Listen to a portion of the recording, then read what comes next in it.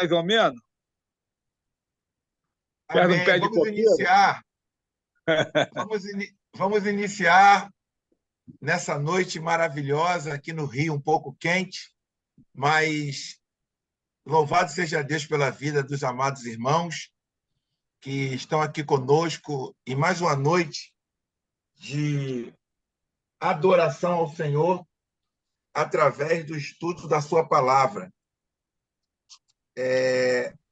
Eu gostaria de louvar a sua vida, pela sua vida e dar um recado aqui a respeito do nosso irmão Arnaldo. Ele hoje não vai poder participar, ficou muito triste porque ele está participando de um curso, então Sim. ele não pôde participar hoje. Mas a Igreja do Senhor está reunida aqui com um grande número e vamos adorar o Senhor. E eu gostaria de pedir, por gentileza, a nossa amada irmã Tati, que já está chegando hoje, que ela orasse ao Senhor para nós iniciarmos esse estudo. Por favor, irmã Tati. Amém, amém. Senhor, meu Deus e Pai, te rendo graças, Senhor, glorificado seja o teu santo nome, e agradeço, Senhor, por essa oportunidade de estar com meus irmãos, a convite da minha sogra hoje.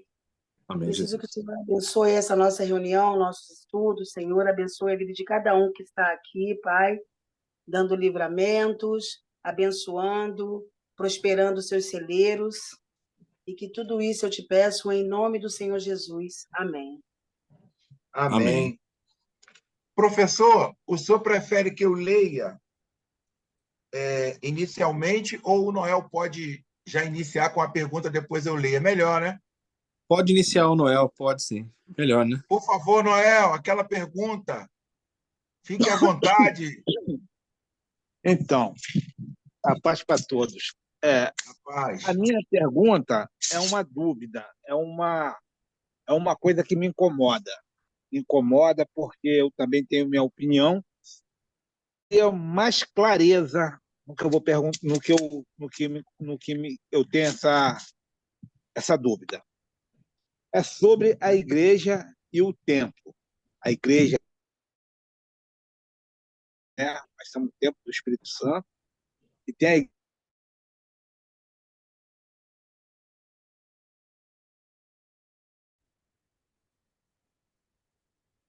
Eu estou pegando mais aula. Eu não preciso ir na igreja para cultuar o Senhor. Eu posso cultuar onde está 2 ou 3 no meu nome, ali eu estarei, certo? Mas quando uma pessoa na rua se converte, a gente está pegando, ela se converte, ela precisa de um apoio, ela precisa e alguém fala assim para você, tem que procurar a igreja mais próxima, para alguém te ajudar, para você não voltar novamente aí para o mundão, aquela pessoa mais fraca. E a Bíblia também fala sobre, né, uma brasa fora das outras, ela se esfria. Então, assim, e outra, eu também, de repente, a casa do irmão não tem condições de receber ninguém. Eu nem conheço o irmão, a gente quer se juntar, aonde que chegou a igreja templo? Onde fica a igreja templo nisso aí? Não está meio confuso. Aí está, entendeu? Amém, Noel. Por favor, professor. Então, Noel, é tudo uma questão de definição de palavras. Como a gente comentou, eu sei que é difícil, no início, a gente Nossa romper cultura. com aquilo que a gente já tem na nossa mente.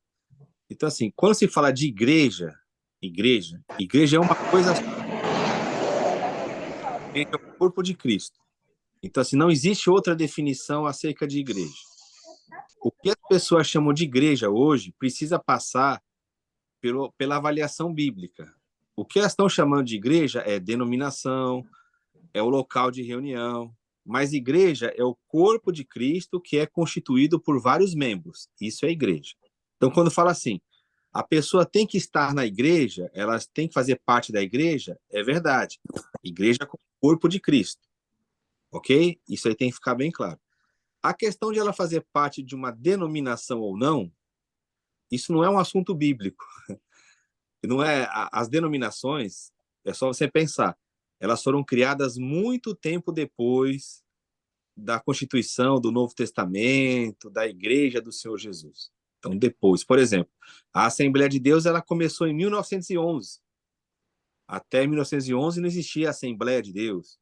Igrejas batistas, presbiterianas, até a própria Igreja Católica. Então, a gente tem que ter isso bem claro na nossa mente.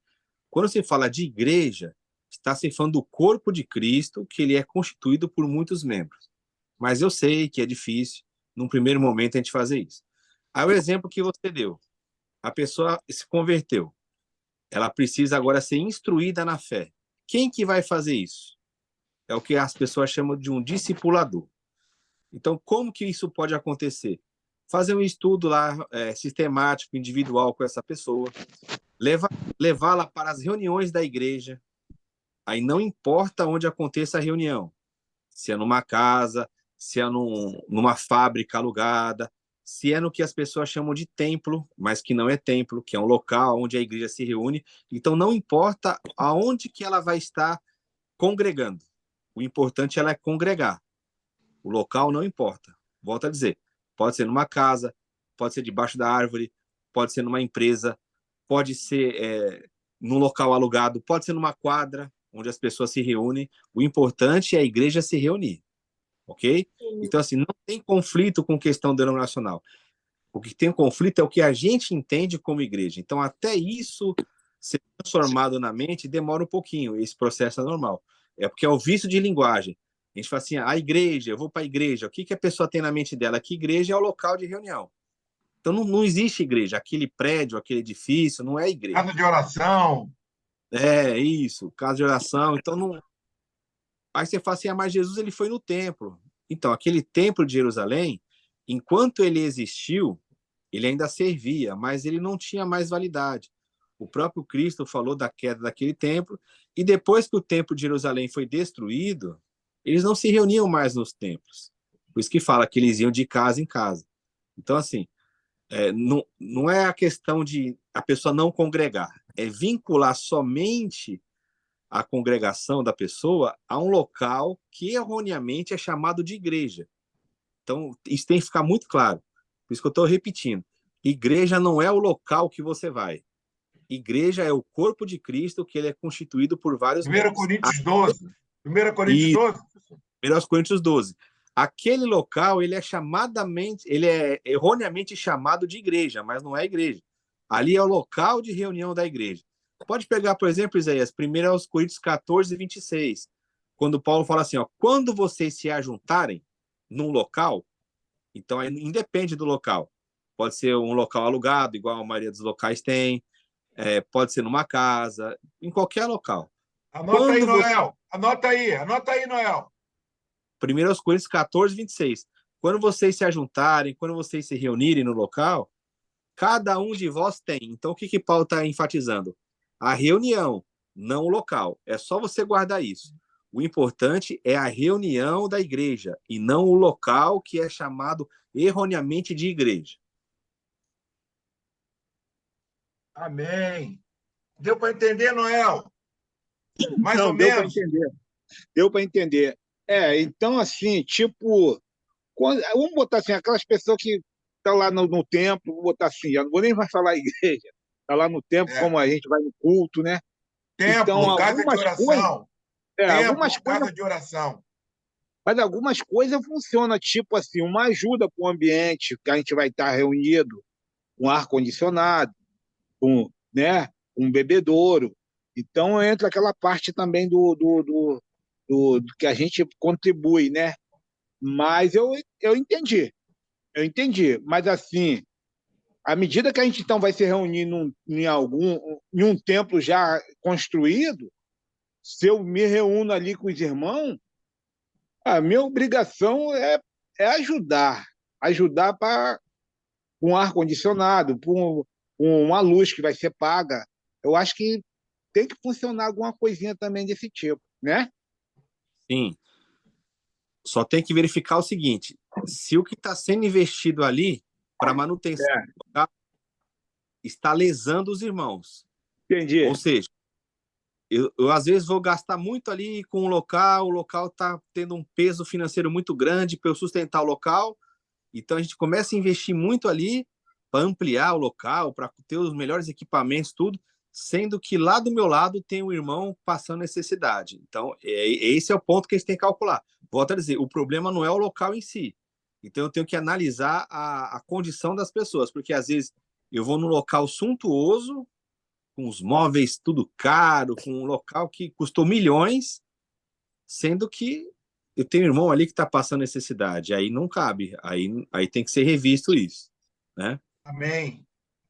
Professor, muito obrigado. Então, deixa o missionário lá passando fome e compra ônibus aqui para ir da congregação para a igreja. Mas isso aí é outro assunto. Vamos iniciar, então, propriamente dito, o nosso tema. Queria agradecer ao Noel pela pergunta. Muito interessante a pergunta, Noel. E hoje nós iremos iniciar a nossa Teologia Popular de Jesus, número 15. O Sim. tópico é: Jesus se propõe a consertar o mundo. Eu vou fazer uma leitura, hoje vai ser bem rápida, que diz assim: quem interessa poder ter a lembrança de Jesus, quem interesse pode ter a lembrança de Jesus e do que disse o Evangelho, se não serve para vivermos melhor, para nós sentirmos mais felizes e para tornar a vida mais agradável, mais suportável e mais ditosa para aqueles que nos rodeiam. Por que saber o que contam os evangelhos, inclusive estudá-lo e entendê-lo, se não tem uma utilidade prática em nossas vidas? De que serve? Para que o queremos?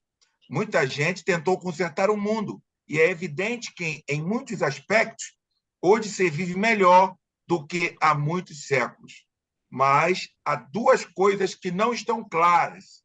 Primeira, em muitos aspectos se vive melhor, mas somos melhores? Relacionamos-nos melhor uns com os outros?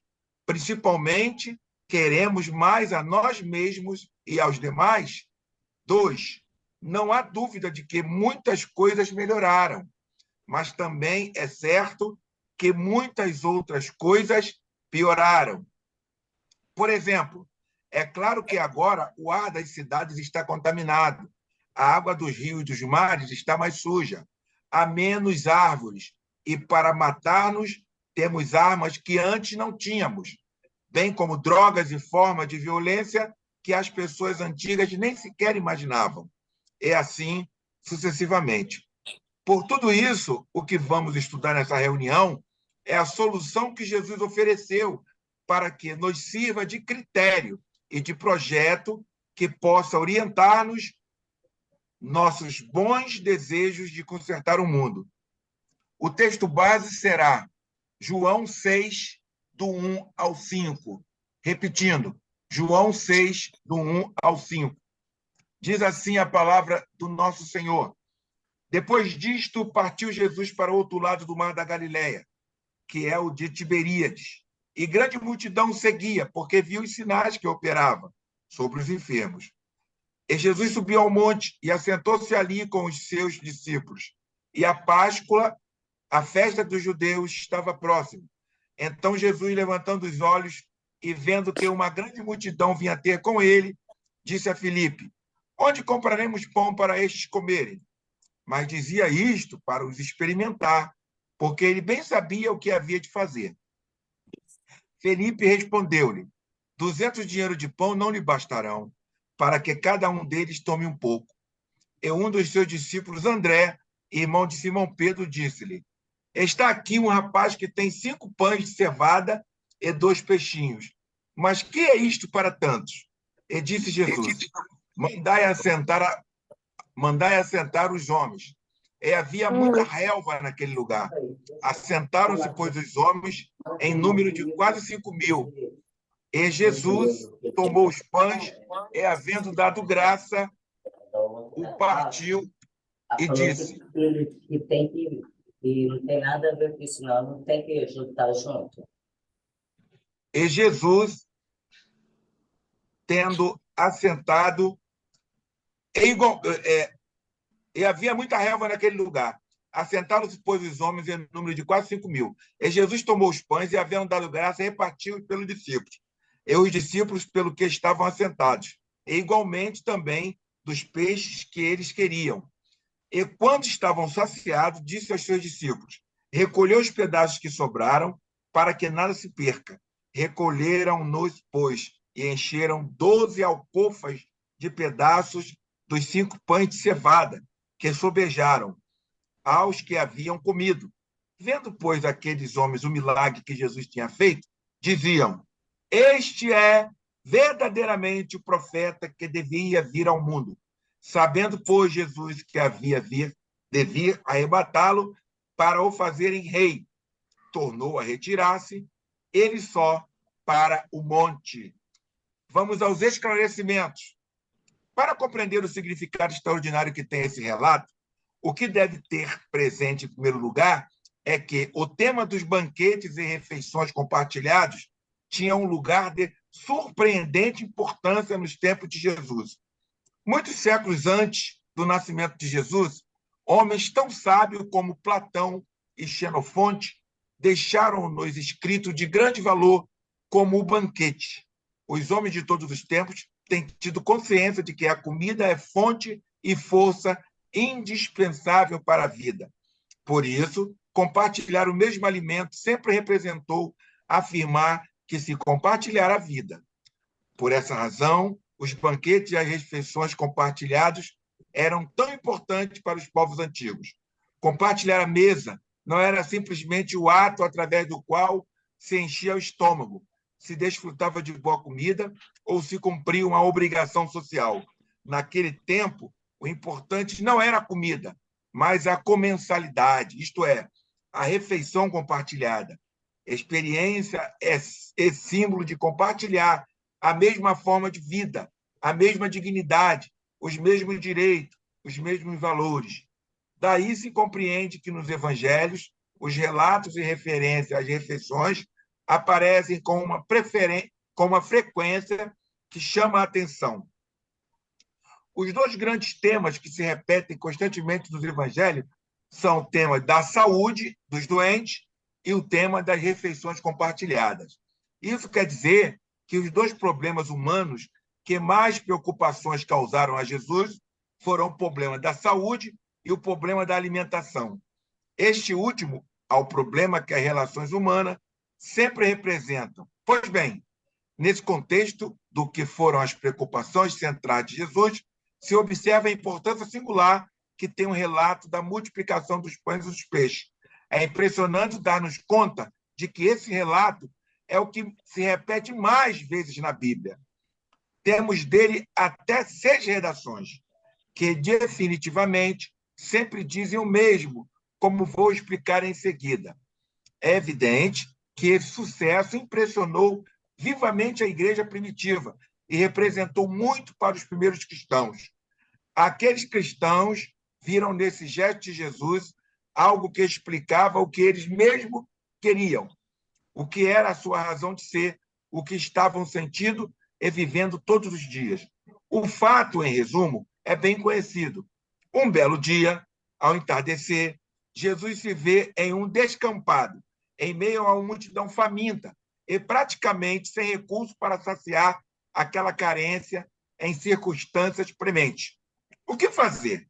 A solução que ocorreu aos discípulos foi o que teria ocorrido a qualquer um: despedir toda aquela gente e mandar que fossem as fazendas e as aldeias que havia ali e cada um comprasse algo para cear. Ou seja, que buscasse a vida como todo mundo busca, lançando mão do que se tem e comprando o que se pode. Com isso, teria acontecido o que acontece sempre. Os que têm dinheiro ceiam e os que não têm dinheiro ficam sem cear. A história de sempre. E as misérias que vemos e sofremos em todos os lugares. Com as divisões que isso provoca entre os que têm e os que não têm. Jesus se opôs incisivamente. Não, isso acabou. E ordenou aos seus seguidores: dê-lhes de comer. Eu imagino a cara que fizeram aqueles discípulos que imediatamente se puseram a fazer contas e fizeram a pergunta inevitável: de onde tiraremos o dinheiro necessário para dar de comer a toda essa gente? Os discípulos experimentaram, então, o que continuamos a experimentar até hoje, em 2024, que a economia, tal como funciona realmente, nada tira de si para satisfazer as carências e a necessidade das pessoas. Por isso, Jesus apresentou a proposta alternativa. Apresentou-a fazendo uma pergunta: quantos pães você tem? No fundo, o que Jesus estava propondo era tão simples como revolucionário. O que a economia não resolve, a solidariedade vai resolver. E essa solidariedade, ao ser tratada de comida, realizou-se através da comensalidade, isto é, através do alimento compartilhado. Pois bem, se falarmos de alimento compartilhado, estamos falando realmente da vida compartilhada, pois é o que significa a comida como símbolo. Compartilhar o mesmo alimento significa compartilhar a vida. E com isto, estamos dizendo que Jesus estava convencido de que um grupo de pessoas que compartilham o que tem é um grupo no qual não apenas não falta nada a ninguém, mas que, além de haver para que todos se saciem, sobra para todos. Nesse sentido, é significativo que todos os relatos terminem destacando que houve comida para todos, que todos se saciaram e sobraram 12 cestos, o que mostra a abundância e mesmo o excesso. Aqui é importante destacar que os cristãos dos primeiros séculos tinham o costume de se reunir para comer juntos, ao menos uma vez por semana. Normalmente, faziam-no aos domingos, porque aqueles cristãos adquiriram... Por que aqueles cristãos adquiriram aquele hábito? Diversas teorias foram propostas para explicar esse fato. A resposta mais simples que se deu como explicação é que os primeiros cristãos se encontravam ao redor de uma mesa, porque era isso que faziam os grupos do mundo antigo. Os cristãos simplesmente seguiam o modelo que, naquele tempo, era encontrado em todos os lugares. Pergunta: o que se pode fazer para que cheguemos a praticar o que Jesus nos ensinou neste evangelho? Que propostas concretas lhe ocorrem? Segunda pergunta: o que é o culto para a maioria dos cristãos? Terceira pergunta: que mudanças mais urgentes você acredita que seja necessário fazer para que o culto seja como Jesus quis? Quais soluções lhe ocorrem quando você vê os problemas que se nos apresentam por causa da crise? Última pergunta: você acredita que se pode dizer seriamente que o povo pode solucionar por si mesmo os seus problemas? Pronto. Professor, está terminando a minha leitura e eu gostaria que o senhor ficasse à vontade e os irmãos também, logo após a fala do professor, você terá liberdade para perguntar o que quiser, baseado no que estamos falando hoje. Por favor, professor. Amém. Boa noite, meus irmãos. A graça e a paz do Senhor Jesus. É uma alegria estar aqui reunido com vocês mais uma vez. O tema de hoje, ele encerra a primeira parte da teologia popular de Jesus. É a última lição da primeira parte. A partir do próximo encontro, permitindo o Senhor, a gente vai abordar a questão do reinado de Deus. Desculpa, a questão do reinado de Deus. Então, a questão da boa nova de Deus termina hoje, aí depois a gente vai entrar nessa questão do reinado de Deus em si.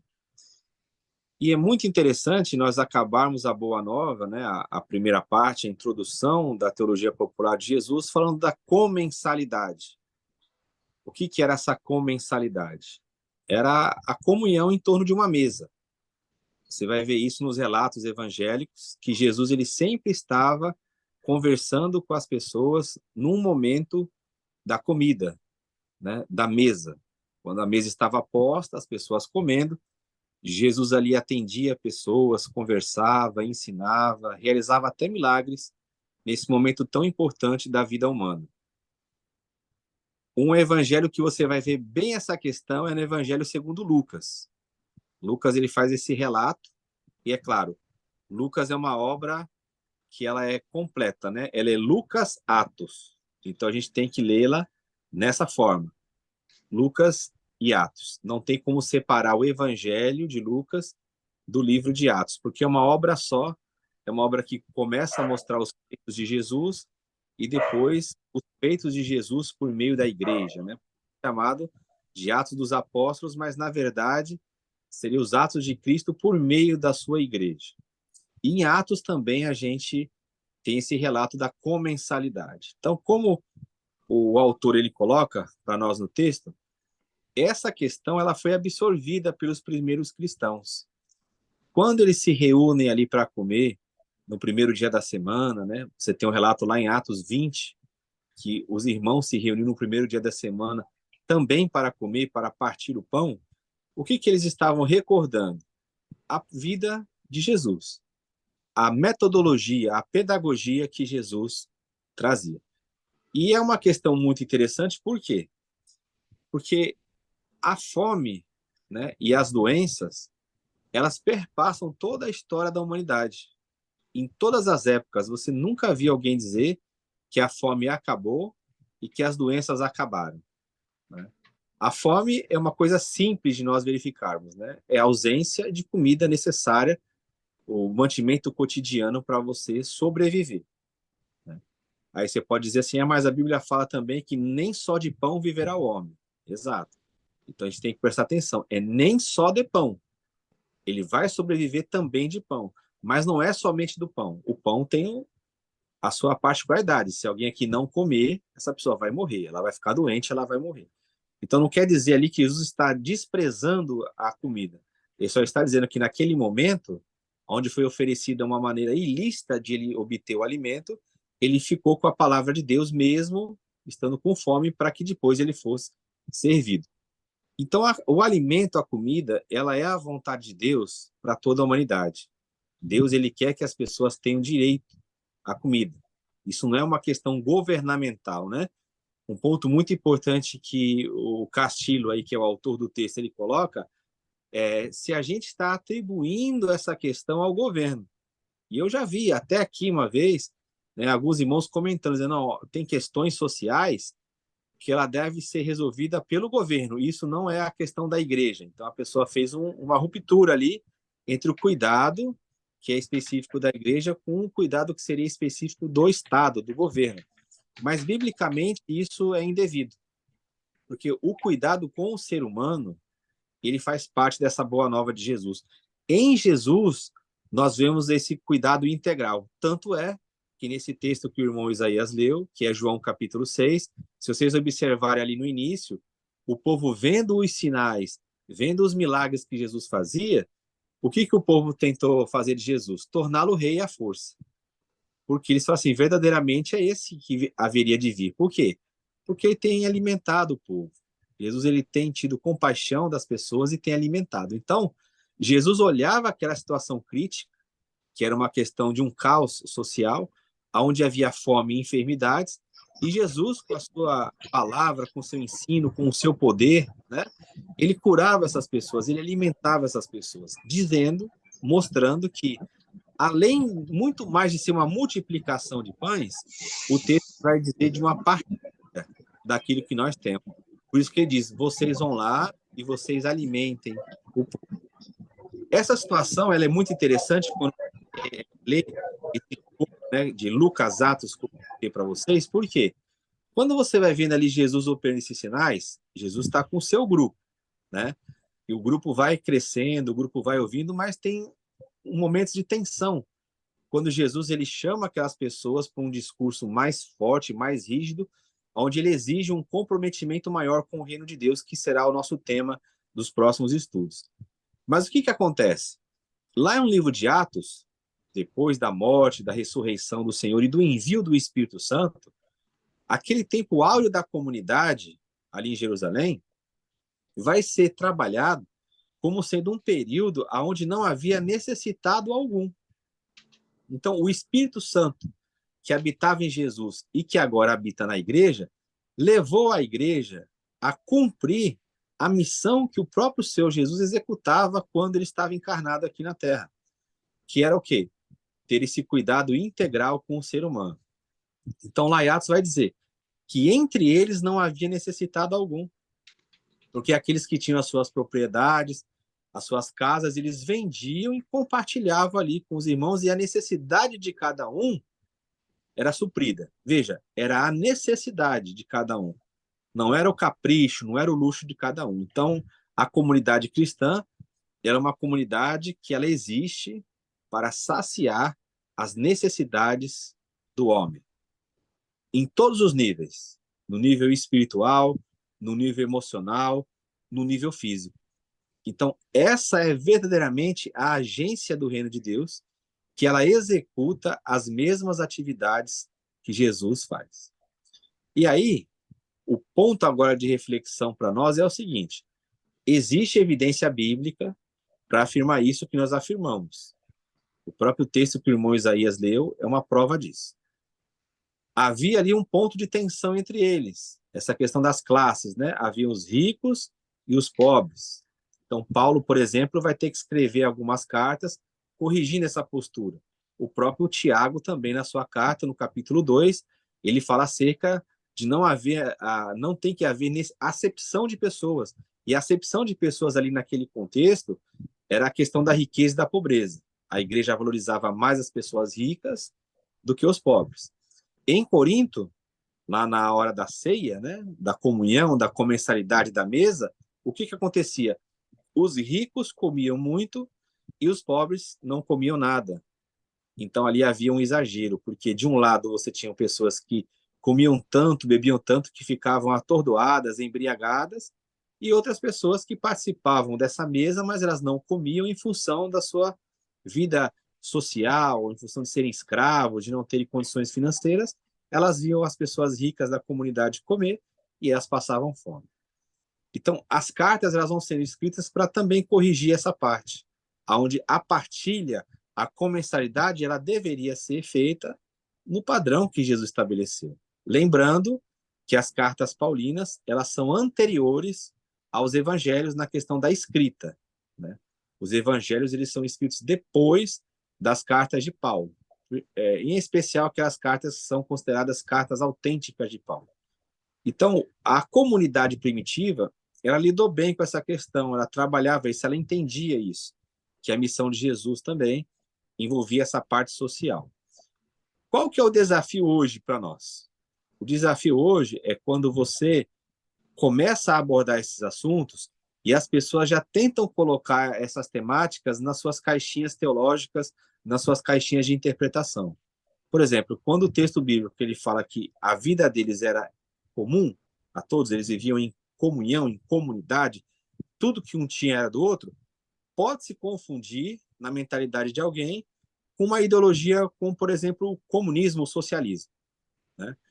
Quando você aborda que ali essa questão de ricos e pobres, alguém pode achar que isso seria um reviver do capitalismo. Então, a gente tem que ter cuidado para ler os textos bíblicos dentro da sua realidade da época e trazer para nós sem a influência das ideologias que nós temos hoje, porque senão a gente pode rebaixar o padrão do evangelho. Então, quando você ouve um discurso assim, olha, isso é concernente ao Estado, quem tem que fazer isso é o Estado, quem tem que fazer isso aí são as ONGs, está se eximindo de uma responsabilidade que é nossa. Jesus, ele ordenou que nós fizéssemos isso. E aí vem uma falsa espiritualidade que também é um problema. Qual que é a falsa espiritualidade? Que a missão da igreja é pregar o evangelho, sendo que na mente dessa pessoa, o evangelho o que é? É só você anunciar uma mensagem onde a pessoa deva se arrepender e crer em Jesus para a sua salvação. Só que quando você pega isso, e aí que é o desafio que quase ninguém faz, e você coloca isso na vida de Jesus, você não vê Jesus com essa prática de evangelismo. O evangelismo de Jesus não era assim.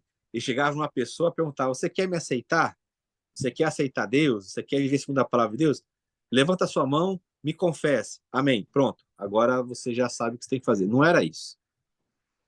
A vida de Jesus, a vida em abundância que ele veio trazer, era a vida aqui.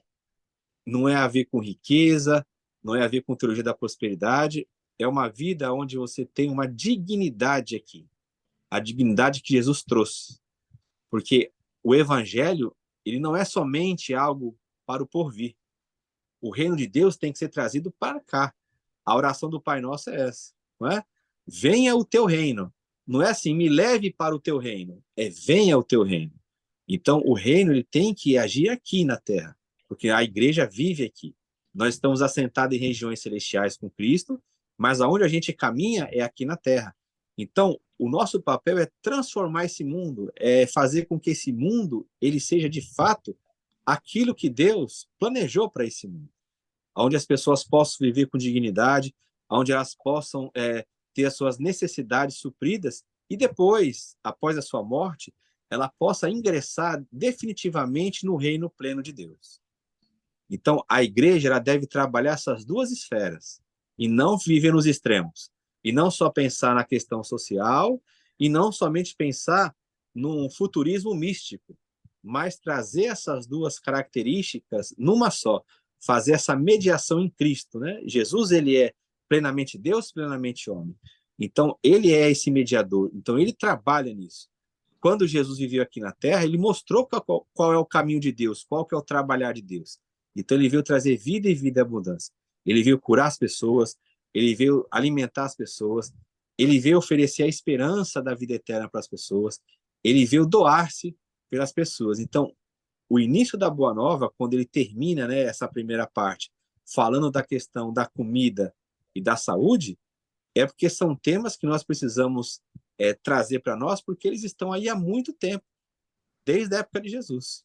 Então, o nosso desafio não é chegar e lutar numa bancada evangélica e lutar para colocar políticos para que eles façam isso. Se eles fizerem isso, eles estão cumprindo a jornada deles. Mas a obrigação, a responsabilidade disso é nossa. É nós partilharmos como Jesus fez. Jesus não ficou ali bradando para que o Império Romano fizesse o que ele tinha que fazer. Jesus foi lá e fez. E ele ensinou como é que faz. É cuidando das pessoas, é levando essa boa notícia de que Deus agora cuida do ser humano de uma maneira muito próxima. Amém? Passar para o irmão Isaías. Maravilha, amado professor. E eu, antes de passar para o povo, para as perguntas, eu creio que a irmã Tati Nicolau tem pergunta, a irmã Stephanie Espíndola tem pergunta, o Édeler, que está viajando agora dentro do ônibus, tem pergunta, eu tenho umas 15 perguntas aqui. Eu queria só ler um texto da Palavra de Deus, e você que está em casa, anote, por favor. O texto é em João 13, versículo, a partir do versículo 22. 22. Você pode ler a partir do 21, que a epígrafe é o traidor indicado. Diz assim o texto: e após o bocado, imediatamente entrou nele Satanás. Então disse Jesus: o que pretende fazer, faze-o depressa. Nenhum, porém, dos que estavam à mesa percebeu a que fim lhe dissera isto. Jesus aqui está falando com Judas. Pois, como Judas era quem trazia a bolsa com dinheiro, pensaram alguns que Jesus lhe dissera: compra o que precisamos para a festa, ou lhe ordenara que desse alguma coisa aos pobres. Então, aqui, reafirma, corrobora, professor, que quando Jesus bateu aquele papo de orelha com Judas, antes da traição, não sei se foi antes, né, da traição ou depois, os discípulos olharam, não sabiam qual papo estava rolando. Mas eles, pelo costume de Jesus, eles pensaram assim: cara, ele deve estar mandando Judas, que é o tesoureiro, dar alguma coisa para os pobres, dar algum dinheiro para os pobres. Isso era uma coisa rotineira. Então, Exato. Isso era uma coisa rotineira na vida de Jesus. Só isso, professor? Alguém tem alguma pergunta para fazer? Pois é, Pode fazer, João. é que eu sou anônimo, mas eu vou falar rápido. Por favor. Professor, a minha fala é no sentido de, talvez eu saia do tempo, como identificar esse João que escreveu esse texto, levando em consideração, né, que a maioria dos discípulos eram inventados. E pelo que a gente lê aí, o Isaías lê o texto, é um relato, foi um relato que ele fez, inclusive quase que lendo a mente de Jesus. Ah, ele fez isso, Jesus, é porque Jesus fazia isso, é porque Jesus fazia isso, é porque... Como entender esse relato aí, né? O editor que relatou esse episódio, porque esses detalhes, e a gente sabe que o que foi escrito bem depois, muitos anos depois que o fato aconteceu. E a coisa veio num relato bonitinho, arrumadinho. Como entender isso, professor? Obrigado, João. Por Sim. favor, professor. De fato, esses escritos eles são feitos muito tempo depois do relato, né? E como entender essa magnitude dos detalhes, esses pontos, às vezes até relatos que, quando você compara um evangelho com outro, você não vê isso tão bem claro, né? São relatos até distintos, diferentes de uma mesma passagem. Tem o pessoal mais fundamentalista que vai dizer o seguinte: foi o Espírito Santo que inspirou o autor e ele foi lá e escreveu, né? Mas quando você trabalha a questão textual, quando você faz uma crítica textual, o que a gente chega a verificar? Que a forma como eles escreviam os textos naquela época é uma forma diferente de como a gente entende que é a descrição de um texto. Para nós que somos pós-modernos, né, que já passamos lá por aquele período do iluminismo, tudo, da razão, o que a gente valoriza? O cientificismo, ou seja, eu tenho que descrever um texto em seus detalhes, né? E se eu não perder algum ponto ou escrever algo ali que não está de acordo com o relato, a minha descrição ela se torna inútil, porque eu não consigo descrever com clareza, com precisão os fatos. As comunidades da época, e isso a gente está falando de 20 séculos atrás, elas não tinham essa forma de relato. Então, o que é importante sempre no relato bíblico? Mais do que a descrição, não é a gente procurar as evidências históricas do texto, mas verificar qual que era a necessidade da comunidade e por que o texto ele foi escrito daquela forma, né? Então, para nós, pode parecer um pouco difícil de entender, porque a gente está acostumado com um outro tipo de literatura. E lembrando, os evangelhos não são biografias acerca de Jesus. Eles são relatos da própria comunidade para responder dúvidas que eles tinham. Então, eles são muito bem trabalhados, né? Eles pegam lá o evento e eles trabalham as necessidades dentro daquele evento. Então, para a gente pode parecer assim, então não é uma história verdadeira? É porque o nosso conceito de verdade ou não é diferente da época deles. Então, sempre na Bíblia, o que a gente vai buscar? A mensagem teológica. A Bíblia é um livro de mensagem teológica. Qual que é a mensagem teológica que está por trás daquele texto? O que aquele texto quer mostrar para mim, né? Um exemplo claro disso, para quem gosta de ler a Bíblia de maneira literal, em tudo, é você pegar o relato da negação de Pedro. Se você pegar o relato da negação de Pedro nos 4 evangelhos, você vai ver que ele negou diante de pessoas totalmente diferentes. Outro exemplo, as tentações de Jesus, Mateus 4 e Lucas 4. A ordem das tentações é diferente. Para a nossa mentalidade, o que há? Não, uma é a verdadeira e a outra é errada, porque teve uma sequência ali. Pedras em pães, pináculo do templo e reinos desse mundo. Aí o outro fala pedras em pães, reinos desse mundo e pináculo do templo. Não é possível. Teve uma ordem, alguém aí está errado. Mas isso é uma forma de nós aqui do século XXI lermos o texto. Para eles lá não, para eles não importa essa ordem, não importa esse detalhamento preciso, porque não era isso que havia na construção literária. O que importa é o seguinte, qual que é a mensagem que vai ser passada para a comunidade? Essa mensagem, ela vai atingir qual dúvida, qual imprecisão na vida dos irmãos. Por isso que esses relatos, eles são tão bem trabalhados, né? Principalmente o Evangelho segundo João, que é um evangelho altamente simbólico, né? Então, mais importante do que a precisão dos fatos é a mensagem teológica que o texto traz para nós.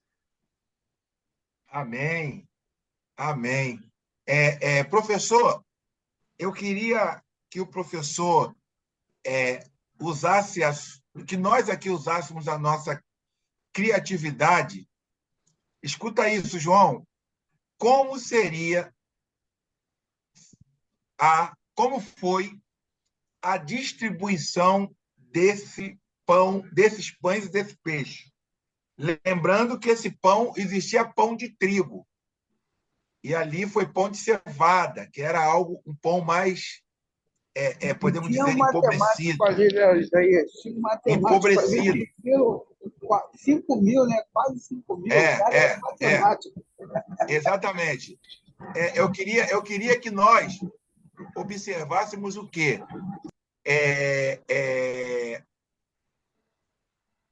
Eles sentaram, certo, professor? Sentaram, devem ter sentado em fileiras, e aquele pão foi servido ou foi dividido entre eles, e eles viravam para trás e davam para o outro que estava atrás. E ali começou a ver o milagre. Não é isso, professor? O professor pode relatar, por favor, que isso é uma coisa linda, essa partilha. É coisa linda isso. Isso.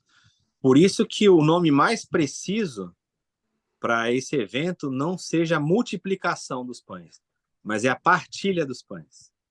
Porque, como Isaías falou, se aquele pão está na mão de Jesus e tem que chegar até o último lá, o que tem que acontecer?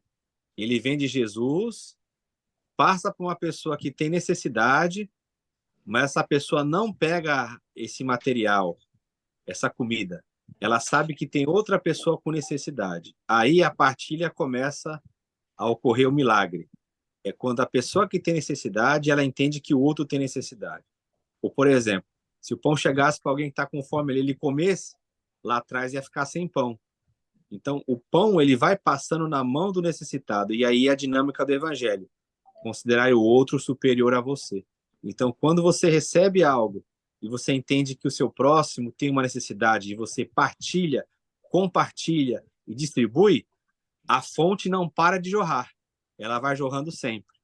Agora, quando eu pego aquilo e acumulo, para mim, aí a fonte para. Por isso que Jesus ele sempre combateu o quê? O acúmulo. E Paulo vai recordar disso lá em Atos 20, onde existe um texto que nós sabemos que é uma fala de Jesus, mas que não consta dos 4 evangelhos, que é Atos 20, 35.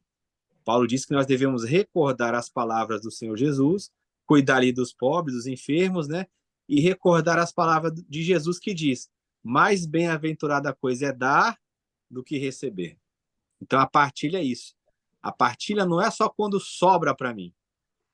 Só vai sobrar depois que todo mundo tiver saciado. Tá aí então, um milagre. Professor, então o pão foi passando lá para trás, quando chegou lá no último, que veio voltando para se comer. Aí foi fazendo essa distribuição. Então acontece. Por isso que sobra. Você pode ver, o pessoal fala assim: Deus faz tudo direitinho para não sobrar. Esse é um milagre que sobrou. Porque houve generosidade. Aonde existe generosidade, sobra. Louvado seja Deus. Vamos lá, irmã Stephanie. Tem uma pergunta aí do Édeler, mas ele abriu aí o microfone. Por favor, Édeler.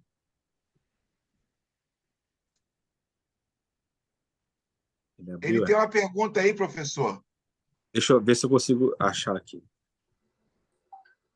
Quer ler, Isaías? Eu vou ler aqui. Tá. Ele diz assim,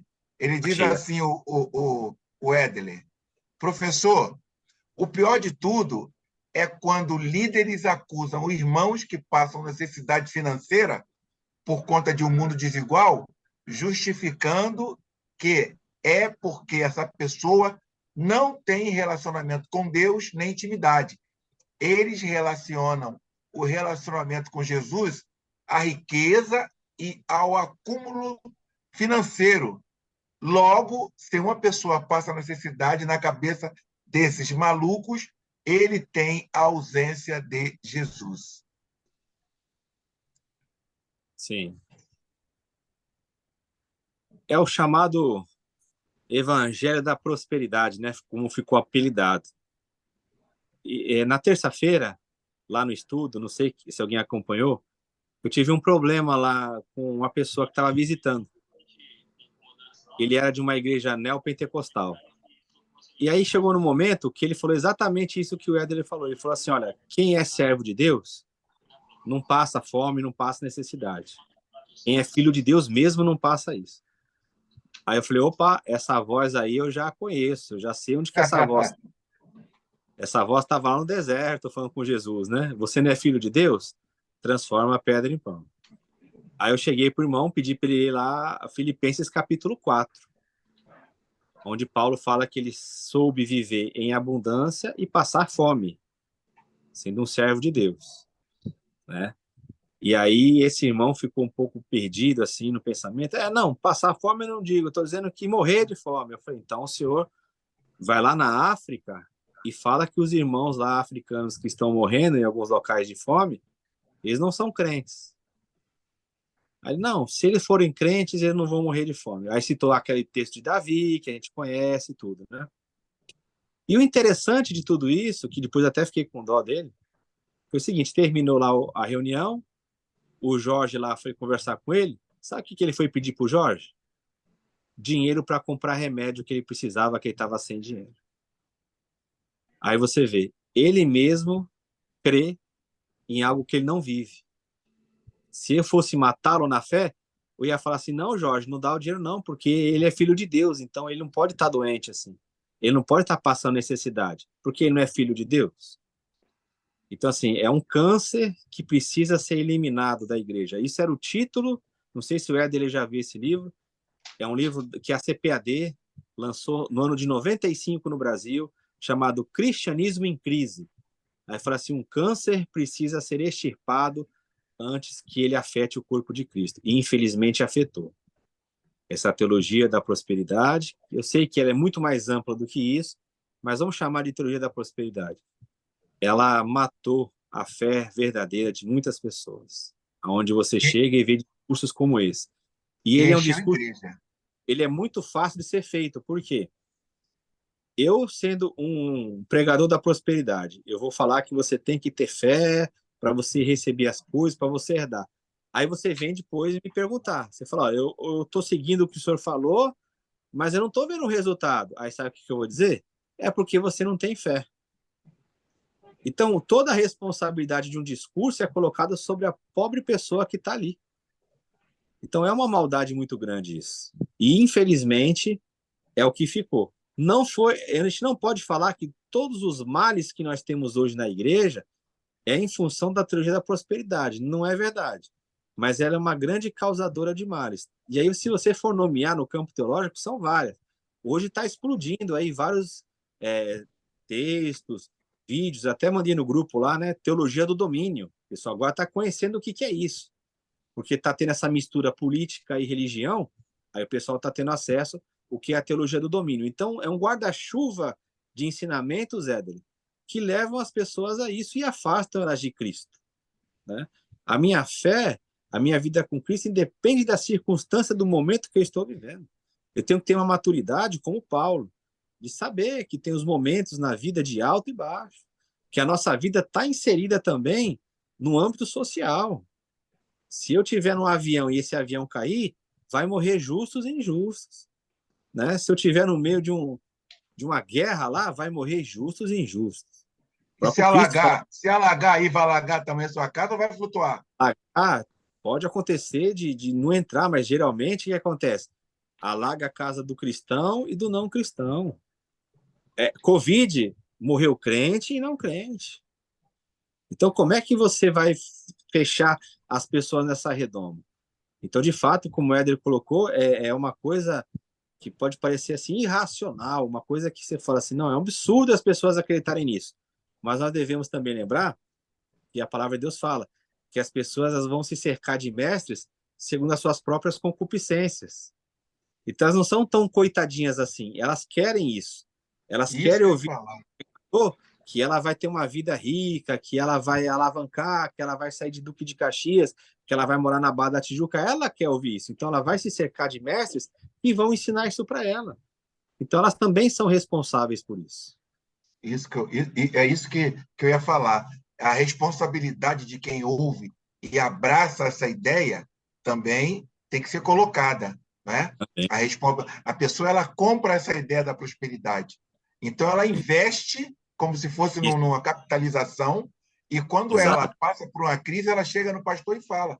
Aí, como tem um pastor famoso aí das mídias, da política, que ele fala, eu banquei com meu dinheiro. Aí você vai procurar a vida desse pastor, ele nunca assinou uma carteira, nunca trabalhou na vida, sempre foi pastor. Aí ele fala, eu banquei a marcha com meu dinheiro. Quer dizer, é meu dinheiro, está entendendo? Então, eu queria abrir aí, por favor, para as perguntas. Pimenta do Reino, por favor, quero ouvir sua voz. Boa noite, meus irmãos. Tudo bem? Graça e paz.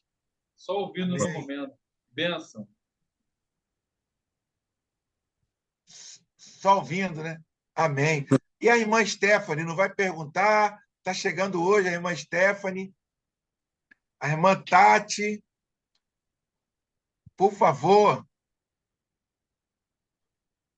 A irmã Cissa está aí também, Jacira, Sheila. Irmã Cissa.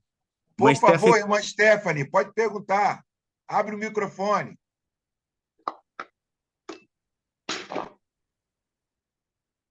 Vamos ver se ela está com o microfone acessado. Pode abrir o microfone, Stephanie.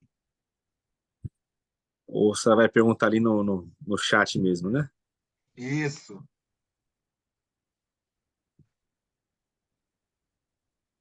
Deixa eu ver se eu consigo abrir o chat. Pronto. Por favor.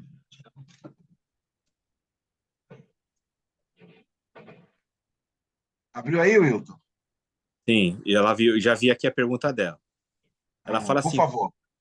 Como podemos nos posicionar como cristãos nas esferas da sociedade diante dessas questões citadas hoje? É uma pergunta bem interessante, né? Porque, assim, eu sou um cristão, eu tenho a minha responsabilidade. Como que eu vou me posicionar diante da sociedade nessas questões? Então, assim, Stephanie, é sempre fazendo o que está ao nosso alcance diante do Evangelho.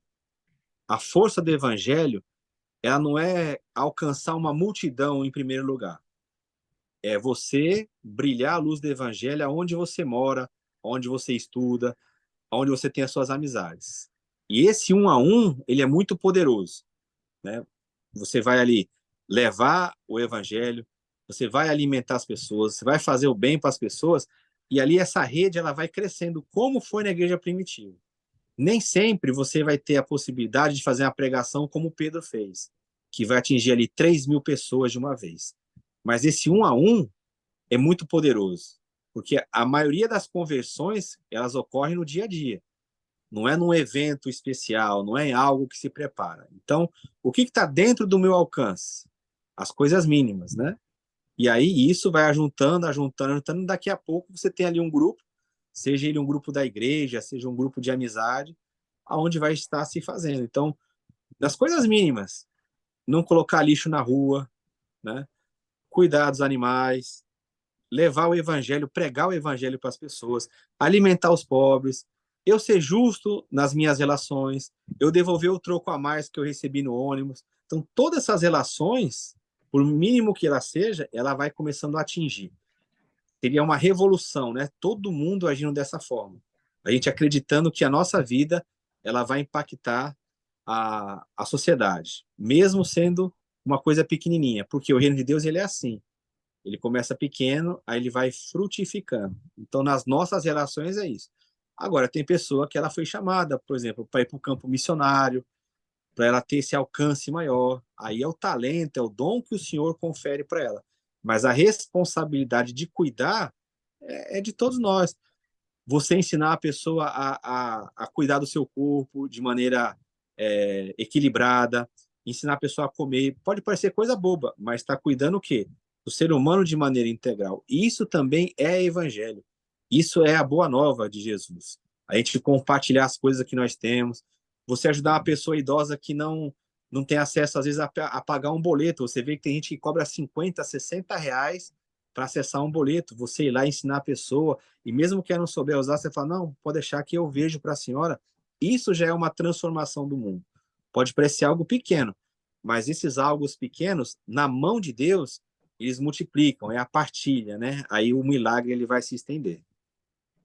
E normalmente, podemos dizer até que normalmente, a maioria das pessoas que Jesus agia dessa forma e que nós hoje, como igreja, que impressionante o relato de que nós somos a maioria no Brasil, né? Milhões e milhões, não se tornarão salvas. É essa que é a questão, é fazer o bem, independente de que essa pessoa vai se tornar serva de Deus ou não. Sim. Não é, professor? Isso. É independente. O exemplo de Jesus com os 10 leprosos, né? Exatamente. E só um retornou para agradecer a Jesus. Jesus não olhou assim, não, quem não quer participar da campanha aqui não vai ser salvo. Não, Jesus não fez isso. Ele Exato. curou e pronto. Ele curou e pronto. E a irmã Cissa quer perguntar. Por favor, Sim. irmã Cissa, abre o microfone. Já abri. A paz para todos. Então, Sim. eu estava ouvindo o professor falar, né, sobre pequenas atitudes nossas no dia a dia, né? Então, quando o reino de Deus, o professor falou, o reino de Deus ele vem a nós, né? A gente espera o reino de Deus no arrebatamento da igreja, lá no céu, enfim, toda essa coisa que a gente aprendeu. Mas o reino de Deus, ele está entre nós, ele vem a nós, né? E o Sim. reino de Deus, ele é o que são as nossas atitudes, quando a gente transforma nessas atitudes, quando a gente passa a ter atitudes simples, né? Como o professor falou aí, ajudar o próximo nas mínimas coisas, que às vezes a gente deixa passar batido, né? Então, a mudança de nossas atitudes, procurando ser um ser humano melhor, procurando tratar o nosso próximo melhor, até mesmo um animal, né? Um animal, a gente ter cuidado também com a natureza que Deus formou. Enfim, porque às vezes tem pessoas que, assim, eu sou crente, eu frequento uma igreja, eu tenho cargos eclesiásticos, mas de repente chuta um animal na rua, né? De repente, assim, não fazer só o bem só ao ser humano, mas também fazer o bem e cuidar também de animais, né? Às vezes um animal que está na rua e está com fome, está com sede, né? E a pessoa às vezes joga fora, abandona o animal, não faz nada, ou a pessoa queima, corta uma árvore, enfim, envolvendo tudo. Então, quando a gente muda nossas atitudes concernente a isso, isso significa o reino de Deus, eu estou já representando o reino de Deus, isso significa que o reino de Deus já está em mim quando eu começo a praticar, querer melhorar minhas atitudes como ser humano. Isso que significa o reino de Deus está em mim? Havia lá uma dúvida na comunidade de Roma acerca da questão teológica, do comer, do beber, de disputar essas questões, né? Aí Paulo fala assim, o reino de Deus não é comida nem bebida, não é vocês ficarem disputando sobre isso, mas é alegria, paz e justiça no Espírito. E o próprio Paulo, nessa carta aos Romanos, o que ele fala? Que a criação, ela aguarda a manifestação dos filhos maduros de Deus. Então, toda a criação, ela aguarda esse manifestar de Deus, que é a ideia que a gente encontra também na carta aos Efésios e na carta aos Colossenses, que é a ideia do Cristo cósmico, né? A gente tem que encher esse universo de Cristo. E encher o universo de Cristo, toda a criação, envolve isso que a irmã falou. Esse mundo aqui não é de Deus, o planeta, não foi Deus que criou, eu também tenho que cuidar, eu sou mordomo. É a minha casa, né? Quais são as casas que eu tenho? Eu tenho essa casa aqui, que é o meu corpo, eu tenho a casa que eu moro e a casa planeta.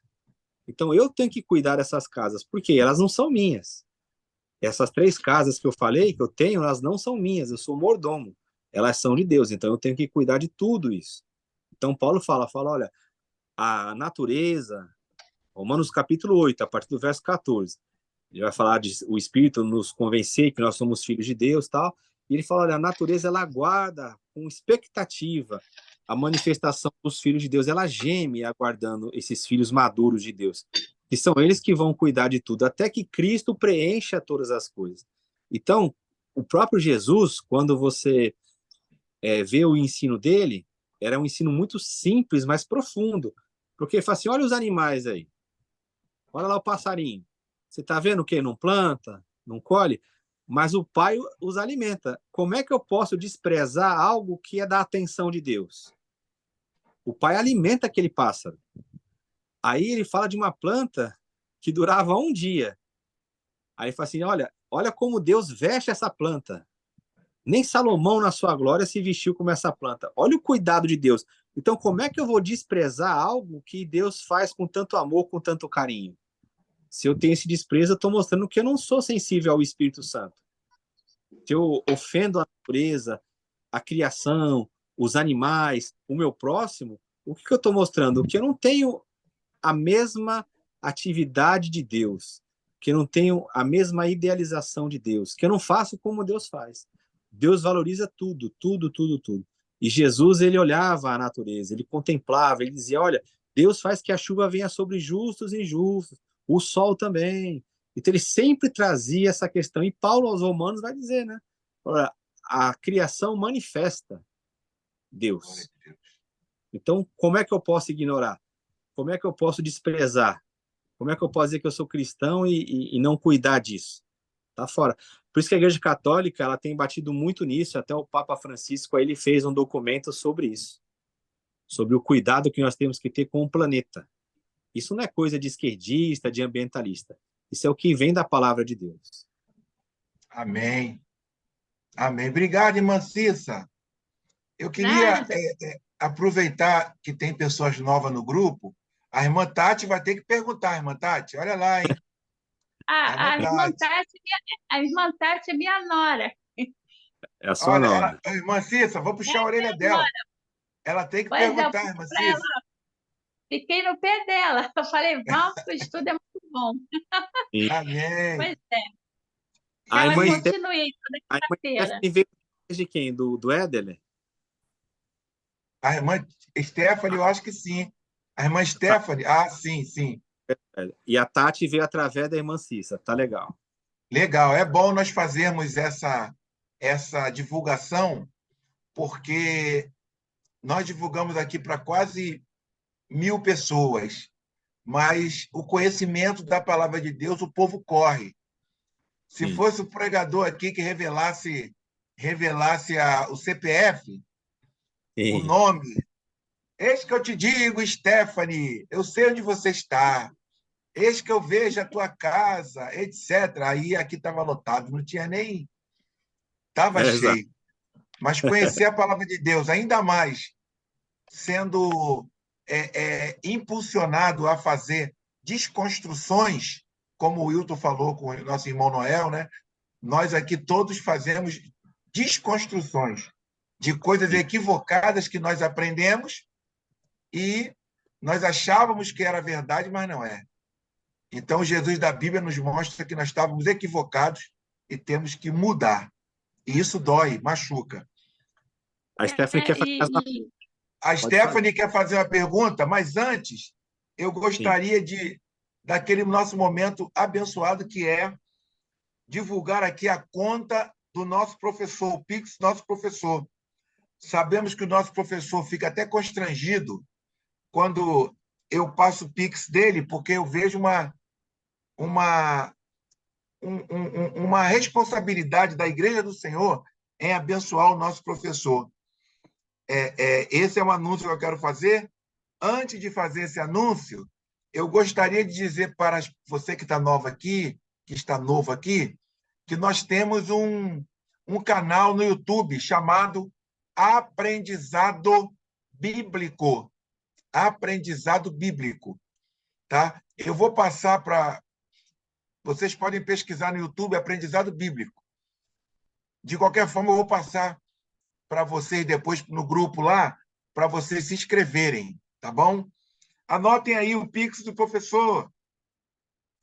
2857 53398 50. É o CPF dele. Wilton Chine, repetindo. 2857 53398 50. CPF. Anotem e contribua com o reino do Senhor na vida do nosso professor Wilton Chine. A Tati quer perguntar. Que maravilha, Tati. Pode perguntar. Ou foi a Stephanie que tinha outra pergunta? A Stephanie tem, sim. Por favor, Stephanie. Deixa eu ver aqui no chat. Boa noite. Boa Tá noite. dando para me ouvir? Sim, Parece a moça do Jornal Nacional. Boa noite, gente. Paz do Senhor, tudo bem? Prazer. Paz, prazer. Eu queria fazer uma pergunta, né? Porque eu sou amiga do Éder, a gente congrega juntos. E Sim. vocês tocaram num assunto que aconteceu com a gente essa semana, sabe? De profecia, essas coisas, né? Que vocês acabaram de falar aí, que se fosse uma live, né? Um momento de profecia, que estaria lotado, e realmente a gente vê muitas pessoas buscando por isso hoje em dia. Aí aconteceu uma situação, né, de que eu fui num lugar que era para ser chamado Círculo de Oração, né? Chama Círculo de Oração de uma igreja X, que eu não preciso citar o nome, né? E Sim. aí eu cheguei lá e eu me senti muito desconfortável, sabe? Eu nunca tinha me sentido tão desconfortável na minha vida, assim, indo na igreja, porque para mim estava muito diferente dos padrões, sabe? Que Paulo fala lá em 1 Coríntios. Eu achei que estava faltando ordem, eu achei que estava faltando decência, assim, no sentido de que as pessoas elas estavam visivelmente muito na emoção, sabe? Uhum. E eu fiquei bem assustada, assim, porque era um momento de oração e não teve oração.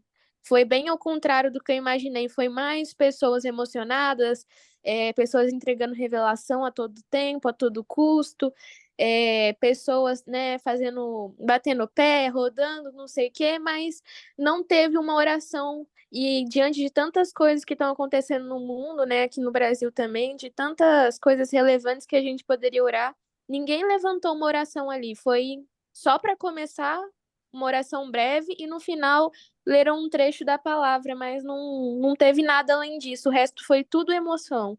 Então isso me preocupou bastante e aí no dia eu não me senti bem, sabe? Eu me senti realmente muito mal e eu fiquei com muito medo. Eu fiquei com muito medo de ter blasfemado. Eu sei que isso não tem a ver com blasfêmia, mas certas pessoas me acusaram disso por eu ter talvez confrontado elas assim, né, de acordo com a palavra de que aquilo não era tão certo assim.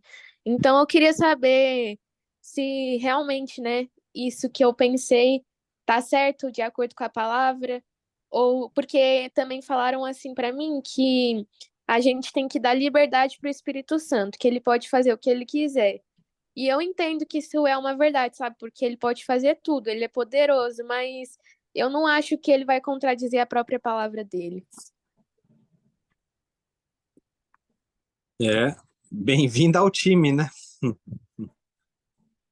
Bem-vinda ao time de carnais, de frios, né?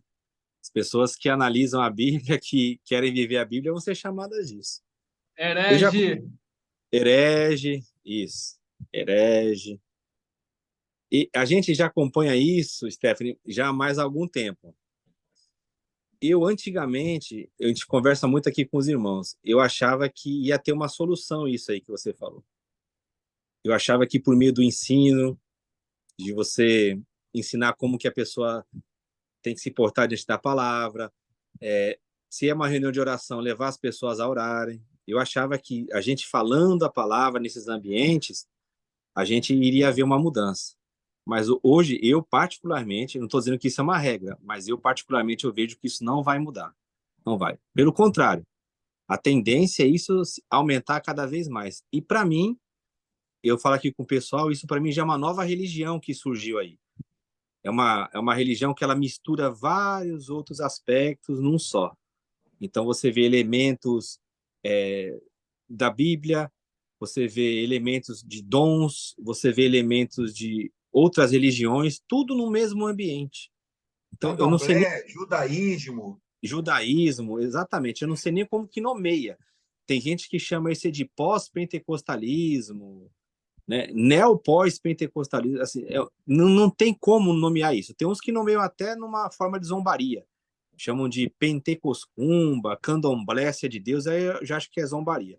Mas assim, eu não sei como que nomeia isso, eu só sei que isso é um movimento que está crescendo muito. Ele já é uma outra religião. Para mim, isso aí já é uma outra religião que nós temos e que daqui a pouco, algumas gerações aí já vai saber nomear isso, vão fazer mais estudos.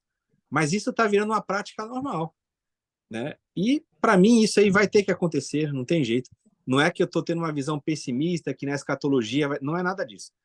Para mim é o seguinte, vai ter que acontecer para haver uma separação clara daquelas pessoas que querem seguir a Jesus e as pessoas que vão seguir por esse caminho. Porque assim, eu estou falando, não adianta, eu estou nessa área aí ensinando, indo nesses locais, ouvindo esses irmãos, e você fala uma coisa, você leva para a Bíblia como você levou, daqui a pouco a pessoa parece que não ouviu e ela vai fazendo outras coisas. Então, assim, isso que você passou, que você viu, está generalizado, principalmente aqui no Rio de Janeiro. Aqui perto da minha casa tem muito disso. Então, eu acho que assim é raro você ir no local onde você não vai encontrar isso. É raro você congregar no local onde a exposição da palavra é o principal, onde você tem reuniões de oração, que são reuniões de oração. Eu comentei com o pessoal aqui, eu participei de uma reunião de oração também. O pessoal falou, depois do seu estudo vai ter oração. Eu falei, amém, que bênção. Aí chegou lá, o estudo acabou 21 horas, 21h10 começou a reunião de oração. Fizeram, igual você falou, fizeram uma reunião de oração, uma oração inicial, leram a palavra, eu falei, opa, agora depois vai orar, né? Aí que nada, aí começaram a franquear a oportunidade, põe aqueles corinhos de fogo, com pandeiro, com reteté, com roda-roda. Daí eu falei assim, que horas que vai orar? Aí a reunião ia até às 10. Quando faltou 5 para as 10, pararam com isso, fizeram uma oração e acabou. Então eles entendem que isso é reunião de oração. É por falta de ensino? Eu achava no passado que era, mas não é.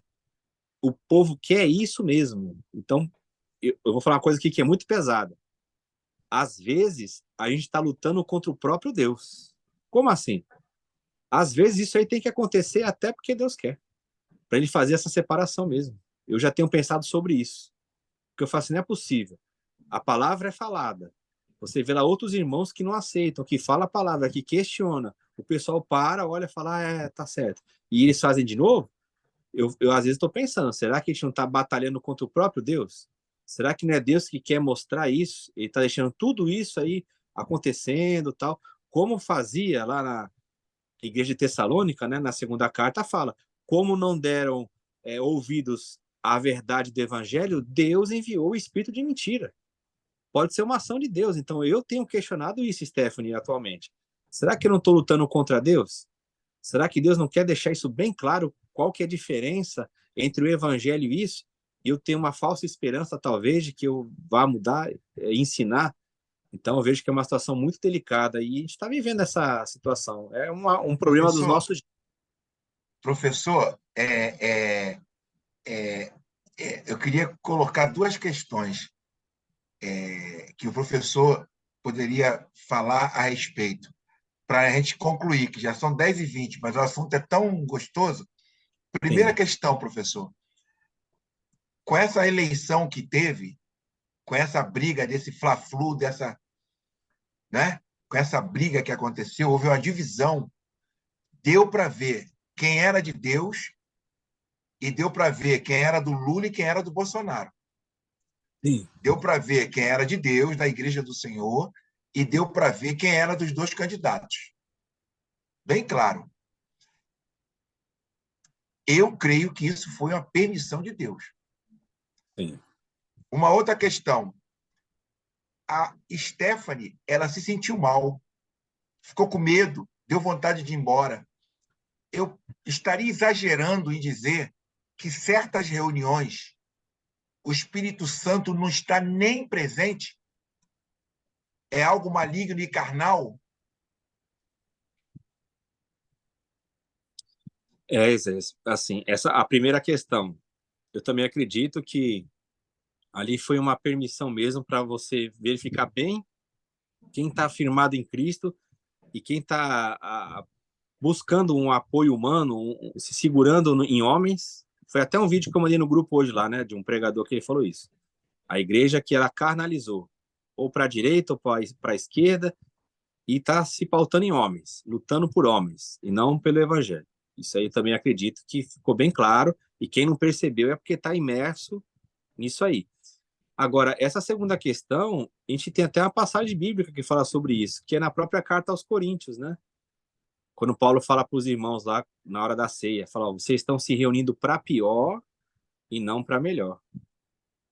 Se ela está passando mal numa reunião dessa, ou ela está com problema espiritual, ou a reunião está gerando isso. E pelo que ela falou, ela está com muito discernimento espiritual. Então a própria reunião está gerando isso. Então é uma reunião para pior, como Paulo fala. Vocês não estão celebrando a ceia do Senhor, ele fala, né? Vocês estão se reunindo para pior. Você já imaginou isso? Você entrar numa reunião e você ficar pior do que você estava? Isso aí tem base bíblica para afirmar. Então eu creio que muitas dessas reuniões o Espírito Santo não tem primazia nenhuma. Amém. Amém. Mais alguma pergunta ou podemos terminar?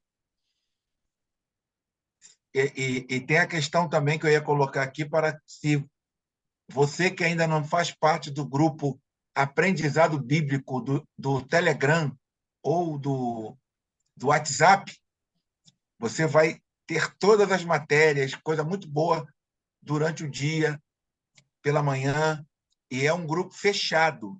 Não tem bom dia, boa tarde, não. É só o professor Wilton e eu que temos acesso ao grupo. Então, é um grupo muito interessante. Se vocês quiserem, é muito alimento, é muito alimento. Isaías, Tá tem bom? algumas mensagens aqui no chat, né? Vamos lá, por favor, professor. Colocou, verdade, muito complicado isso. Eu fiquei muito assustada, me deu vontade de ir embora. Pois é, exatamente isso. Verdade, muito forte. Isso que você falou aconteceu também, só tinha músicas de vitória e antropocêntrica. Isso é a lei do local lá. Nesse lugar que eu fui. O modus operandi. É o modus operandi. Isso aí é o padrão deles, sem dúvida. Aí a irmã Tati colocou assim: hoje eu não tenho pergunta, só estou recebendo o alimento. Quero ressaltar que estou muito feliz por receber essa palavra genuína que há muito tempo não ouço. Amém, glória a Deus. E a irmã Cissa tá falando assim: posso falar algo? Pode, irmã Cissa. Poxa, irmã Cissa, a senhora tem prioridade. Então, quero só ressaltar aqui que, assim, eu sou assembleiana. Então, assim, eu já passei por muitas coisas, por muitos lugares, entendeu? Por todas essas coisas. Então, eu não gosto muito de falar sobre isso do meu passado, sabe? Mas eu, antes de Sim. me converter, bem antes, eu já fui do candomblé. Rapei cabeça, passei por esse processo. Bem novinha, bem adolescente. Então, eu quero ressaltar aqui que nessas movimentações, nesses movimentos que a gente vê hoje em dia, inclusive tem muitos vídeos agora sobre isso, né? Tem Sim. muita coisa.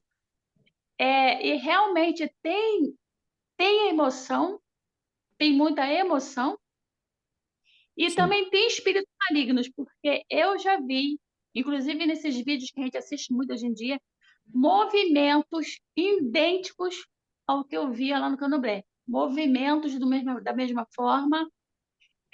A minha falecida mãe, ela também, uma vez, eu estava numa igreja que não tinha palavra também, não tinha ensinamento, era movimento o culto inteiro. E a minha mãe estava fazendo da mesma forma, que minha mãe também foi disso, né? Antes de se converter. E a minha mãe estava dançando da mesma forma que a entidade dela ela dançava. Então, eu vi muitas coisas assim. Então, eu quero ressaltar assim, que tanto tem a emoção, tem muita emoção também da pessoa, e também tem os espíritos malignos, eles têm essa tendência de também ali, tem o espírito enganador, e entra sim, algo estranho ali. Eu estou falando isso porque eu vim de lá, então quando a pessoa vem de lá, você percebe, e muitos vídeos hoje que são mostrados, tem muita coisa parecida, muita coisa É um igual. sincretismo. Por isso que as pessoas falam candomblé, é por causa disso, né? Então tem muita coisa assim, e geralmente muitas pessoas que saem do espiritismo, lá, né? Assim como eu saí, a pessoa sai, e geralmente as pessoas que foram assim, né? Sim. Elas gostam disso. Elas saem de lá e elas buscam muito por isso. Não estou generalizando, mas a maioria gosta muito desses movimentos. E eu acredito que sim, a pessoa não passa por uma libertação, ela não passa pelo ensino da palavra, e aquilo ali vem uma influência sim. E eu já vi muito isso acontecer. Então, assim, eu estou ressaltando que realmente acontece tanto a emoção, e eu não estou falando aqui do que Deus pode fazer, eu não estou falando aqui que Deus não possa usar alguém em profecia, não estou falando disso, não estou falando de Deus, tá? Eu estou falando dos espíritos enganadores, estou falando aqui do Muito bom. emocionalismo, estou falando da parte que eu Muito já bom, vi. Cissa, muito bom. Queria Isso mesmo. ressaltar isso. É isso, gente, desculpa. Não, muito bom, Cissa, muito bom. A Stephanie está falando obrigado, irmã Cissa, pelo depoimento. Muito bom. Nada. Gente, vamos terminar ou alguém tem mais alguma pergunta? Já vai dar 10h30. E aqui o professor Hilton, ele é velhinho, ele tem que dormir cedo, porque ele acorda cedo. A Stephanie colocou uma coisa interessante, que é Por muito... favor. Eu sei que tem muita gente que tem essa mesma preocupação dela, né? Quando fala assim que ela tem medo de julgar, que tem medo de blasfemar, né? É. Essa coisa da blasfêmia é uma coisa muito particular que aconteceu lá na época de Jesus, quando atribuíram a Jesus, né, os milagres que ele fazia, que ele fazia com os espíritos malignos, né? Mas isso que você está fazendo não é julgamento, não. Isso aí na verdade, é um julgamento que a Bíblia manda fazer, né? Não é um julgamento como aquele que é proibido, eu achar que você está fazendo alguma coisa errada, te julgando. Não, esse julgamento você está fazendo em cima daquilo que você está vendo. E a Bíblia manda a gente fazer isso, manda julgar as profecias, manda julgar segundo a reta justiça, né? Não é você tá no lugar de um juiz que você está condenando todo mundo, não. Você está vendo uma manifestação ali que você fala, cadê a base bíblica disso? Né? Então, esse julgamento ele não é errado. Pelo contrário, a Bíblia ordena a gente fazer isso. O próprio Gunnar Wingren, que era o fundador da Assembleia de Deus, ele mesmo participou de uma reunião assim, né? Diz que ele estava lá em Belém do Pará, aí ele falaram que tinha uma reunião no sul do Brasil, ele foi, se não me engano, era Santa Catarina, e quando ele chegou lá, ele falou, isso aí não tem nada a ver com pentecostalismo. Isso aí é carnalidade. Meu Deus. Gente, eu queria agradecer a todos e pedir agradecer a irmã Cissa, porque ela trouxe a Tati para aprender conosco hoje. Com certeza a Tati, como ela disse, gostou e vai voltar mais vezes. Agradecer a Stephanie, ao Edler, que trouxe a irmã Stephanie para aprender conosco também. E que a irmã Stephanie também convide outras pessoas a participar conosco dessa humilde aula. Tá? Agradecer a irmã Jacira, linda, que está ali também, a irmã Sheila, que está quietinha ali, Will. É verdade. Que Deus abençoe a todos. E queria pedir que o nosso irmão Pimenta Irmão Pimenta, ora, por favor, agradecendo a Deus pela nossa estada na igreja, por favor. E Amém, Pai, quero te agradecer por essa oportunidade. E esse momento, Pai, que nós estamos tendo na quinta-feira tem alcançado corações, Senhor, desejosos em aprender mais da sua palavra. Abençoe cada vez mais a vida do irmão Milton e todos os irmãos aqui presentes.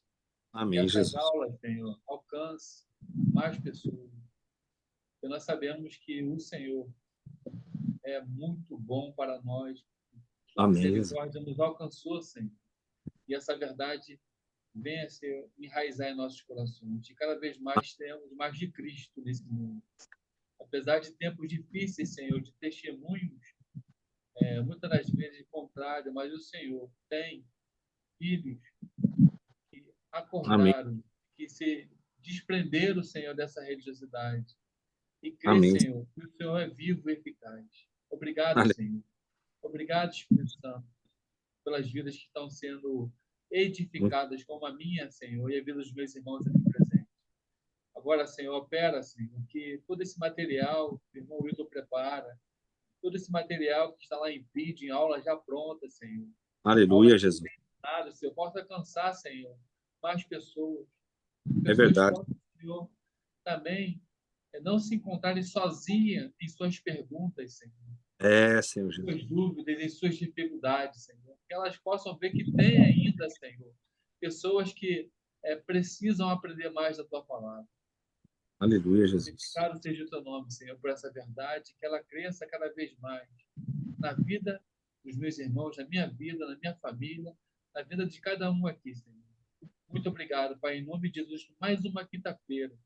Mais Amém, uma Senhor. teologia, Senhor, que agora não tinha chegado aos nossos olhos, nossos ouvidos, ao nosso coração. E hoje, através, Senhor, da vida do irmão Wilton, da vida dos irmãos que tem, Senhor, convidado, tem, Senhor, Deus, falado que ainda há esperança, Senhor. Aleluia, Jesus. Obrigado, Senhor. Louvado Amém. seja Glória a Deus. o nome de Jesus. Amém. Amém, Amém. Jesus. Boa noite aí, gente. boa noite a todos.